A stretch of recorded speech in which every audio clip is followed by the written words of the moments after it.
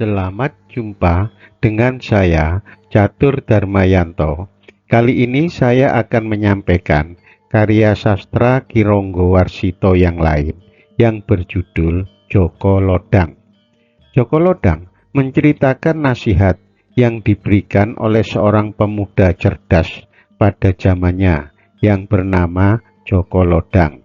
Di samping sebagai nasihat, juga merupakan sebuah ramalan karena dalam bait-bait yang tertulis terdapat beberapa penggunaan condro sengkolo yang merujuk tahun Jawa, di mana peristiwa yang disampaikan terjadi pada masa itu.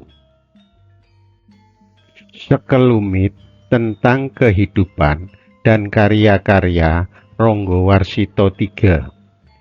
Pada saat penulisan karya-karyanya, kehidupan Raden Ngabei Ronggo Warsito III selalu mendapatkan pengawasan dari pemerintah kolonial Belanda.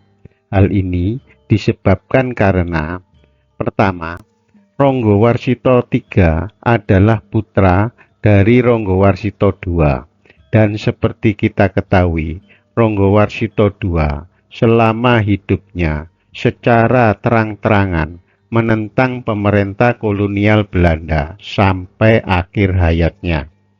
Kedua, Ronggo Warsito III dikenal sangat dekat dengan rakyat dan beliau selalu memihak pada kepentingan rakyat.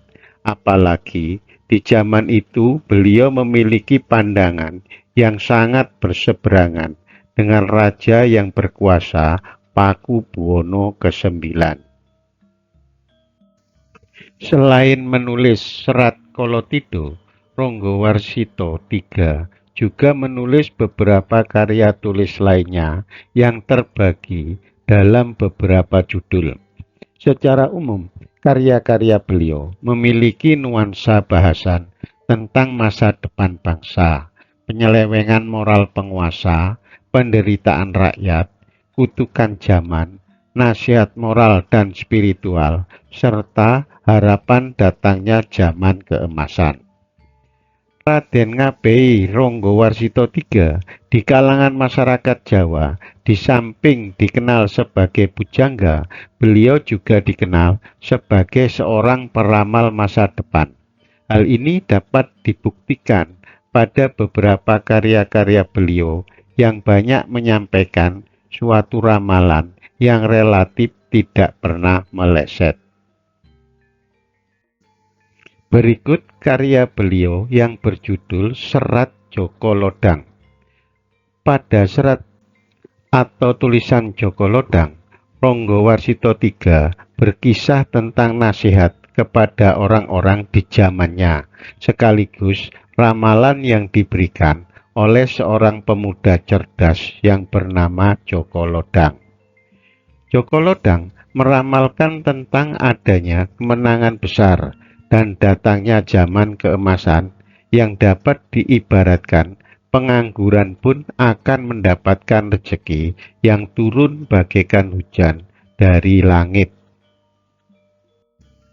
Serat Joko Lodang dinyatakan sebagai ramalan terhadap setiap peristiwa yang terjadi pada masa itu.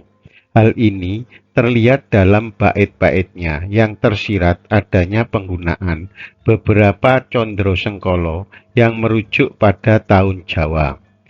Karya asli serat Joko Lodang berbentuk tembang dengan persajakan dan suku kata yang sistematis yang mengandung petua sekaligus ramalan akan adanya suatu zaman keemasan. Setelah pribumi mengalami penderitaan yang panjang di bawah cengkeraman kaum penjajah Belanda. Serat Joko Lodang diawali dengan pembuka atau bebuka yang terdiri dari 2 bait atau paragraf, di mana masing-masing bait terdiri dari 5 baris. Pembuka atau bebuka merupakan serat tersendiri dan beberapa kalangan menyebut bebuka ini dengan nama serat kalut atau serat kacau. Setelah pembuka atau bebuka dilanjutkan Isi serat Joko Lodang yang terbagi dalam 3 bagian, yaitu bagian pertama dalam bentuk tembang gambuh dengan 3 bait yang masing-masing terdiri dari 5 baris. Bagian kedua dalam bentuk tembang sinom yang terdiri dari 3 bait yang masing-masing mengandung 9 baris.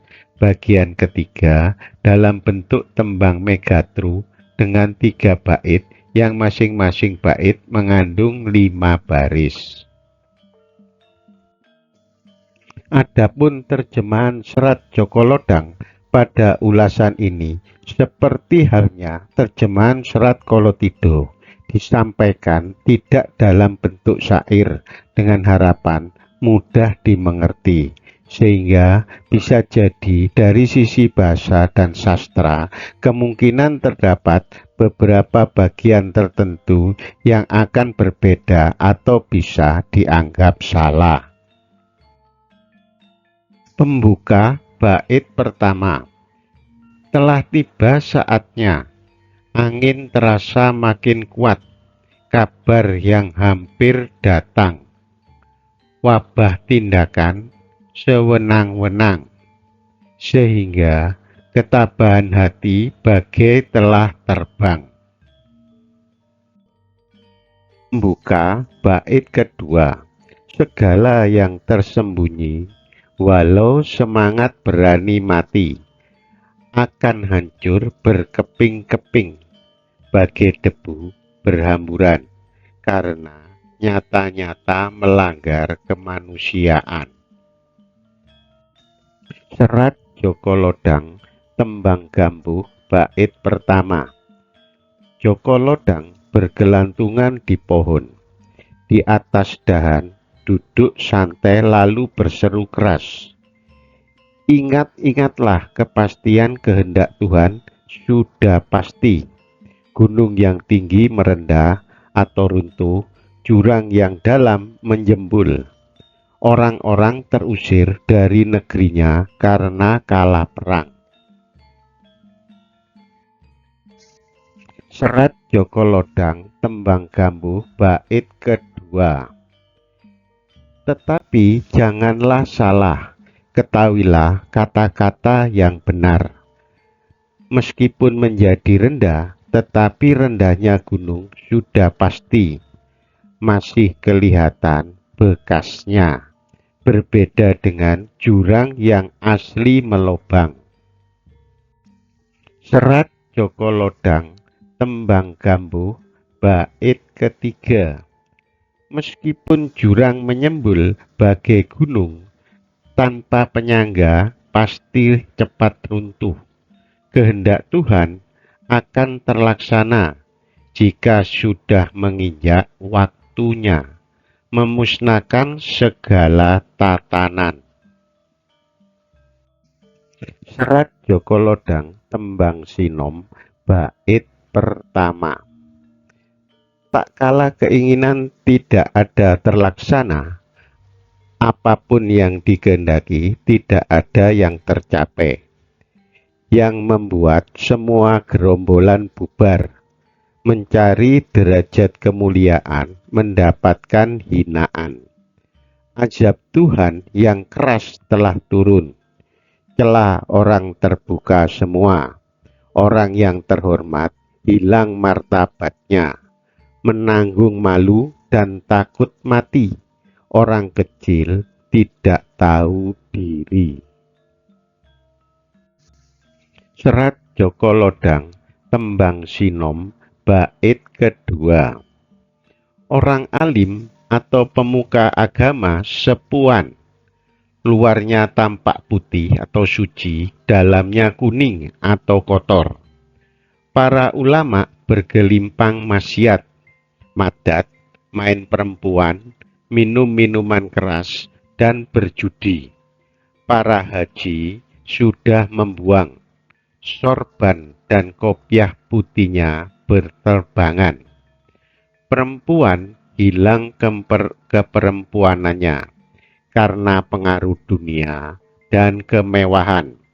Semua orang hanya mengejar harta dan kenikmatan. Serat Joko Lodang, Tembang Sinom, bait ketiga. Para saudagar yang dihormati, di zaman yang kena musibah nanti, bersama semua penghuni dunia, sengsaranya makin memuncak, hilang kering semangat hidup. Itulah tanda waktunya, puncak rasa ternista. Bila mana sudah bertobat, tidak mampu bergerak batinnya, pasrah pada Tuhan, menyesali diri. Serat Joko Lodang, Tembang Megatru, bait pertama.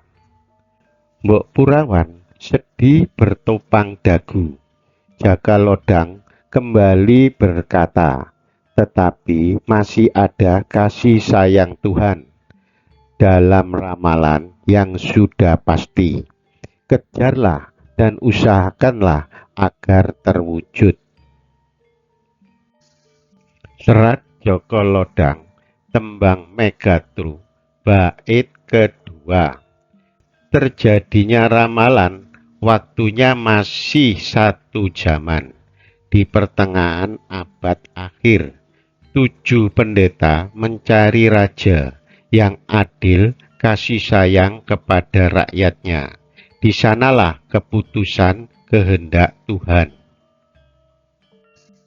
Serat Joko Lodang, Tembang Megatru, bait ketiga.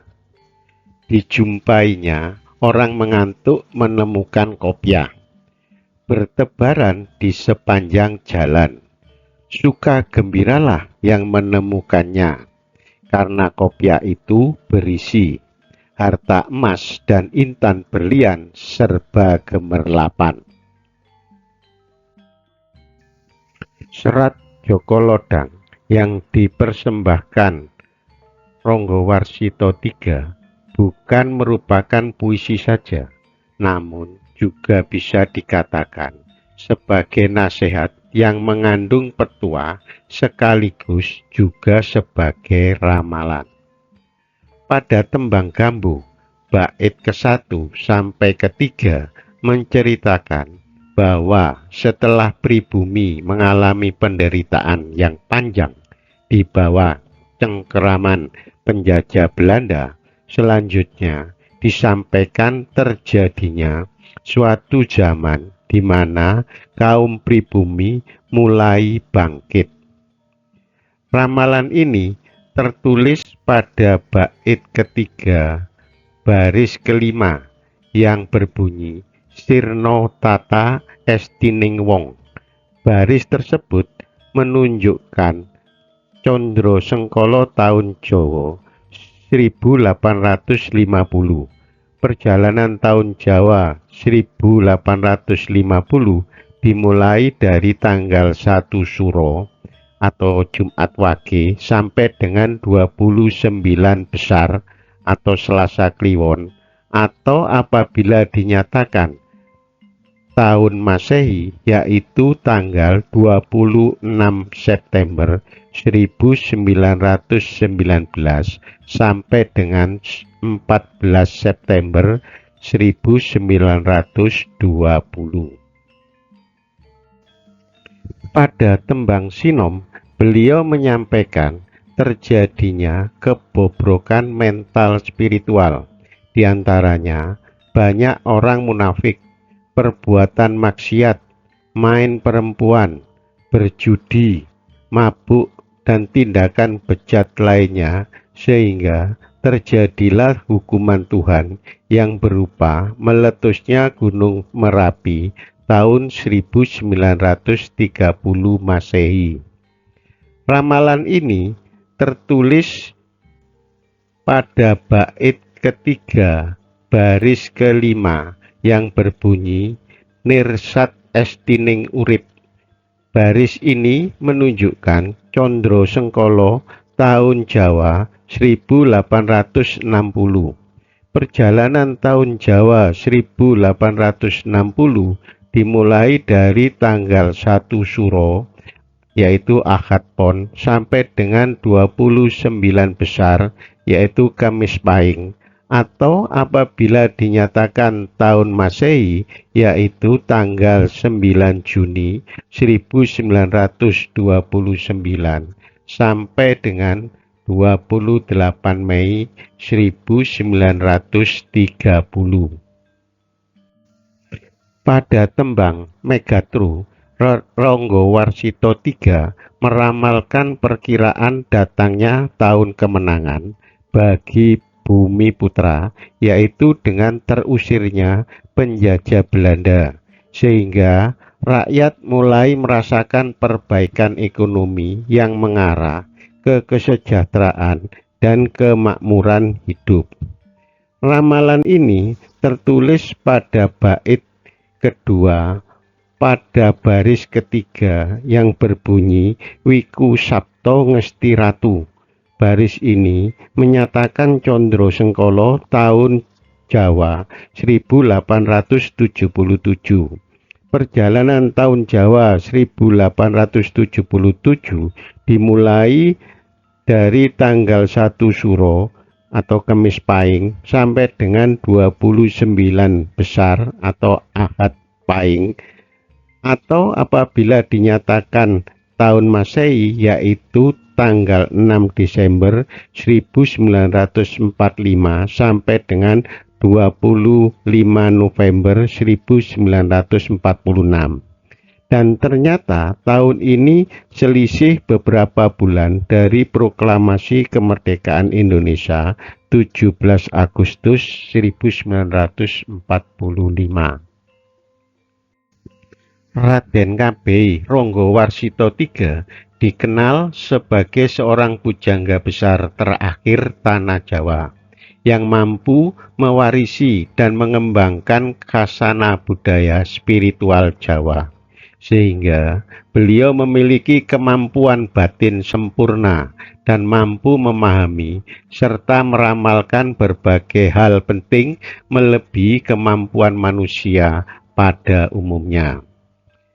Di samping itu, Ronggo Warsito III merupakan salah satu pujangga yang memiliki sikap kritis terhadap kondisi sosial dan politik di zamannya.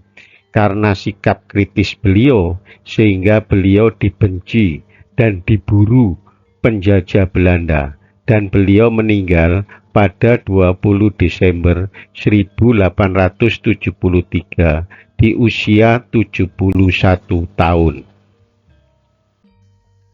Sebagai penutup, karya Ronggo Warsito III yang berjudul Serat Djoko Lodang, di samping merupakan karya futuristik, juga mengandung petuah dan syarat dengan kritik sosial. Oleh karenanya, dapat kita pelajari dan kita ambil manfaat untuk kita pahami bersama. Sekian, terima kasih atas perhatian dan dukungannya selama ini. Semoga kita semua diberikan kekuatan untuk terus belajar.